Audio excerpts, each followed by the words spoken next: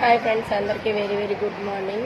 మేము వచ్చేసి ఇప్పుడు నర్సీపట్నం గవర్నమెంట్ హాస్పిటల్ అయితే ఉన్నాము. నర్సీపట్నం ఏరియా హాస్పిటల్ అని కూడా అంటారు.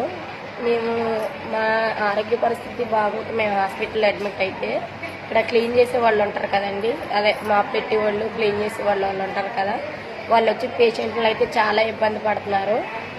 ఏంటంటే మంచానికి వచ్చి 100 రూపాయలు ఇమ్మంటున్నారు.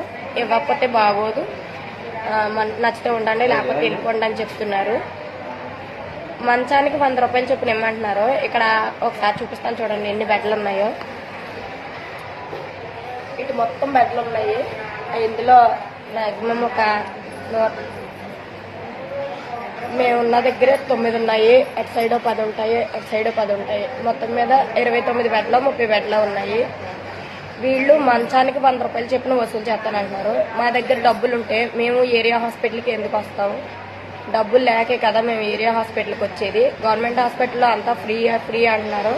ఇక్కడికి వచ్చిన తర్వాత వాళ్ళు యూరిన్ బ్యాగ్ అయితే 100 తీసుకుంటున్నారు. ఏమైనా ఆపరేషన్ ఏమైనా పడ్డది సర్జరీ అన్నారంటే దానికి కూడా ప్రతి దానికి మ్యాక్సిమం ఏకంగా రౌండ్ ఫిగర్ 100 రూపాయలు అడుగుతున్నారు. తక్కువేమి ఇవ్వట్లేదు. స్ట్రెచ్చర్ మీద ఒంట్లో బాగాలేదని కిందకి ఎక్స్రే కానీ ఈసీజీ కానీ ఏమైనా చేయించుకోవాలని వెళ్తే స్ట్రెచ్చర్ మీద తీసుకెళ్తే 100. ప్రతి దానికి కూడా 100కి తక్కువైతే తీసుకోవట్లేదు. కావాలని బాధెత్తున్నారు అనమాట వీళ్ళు.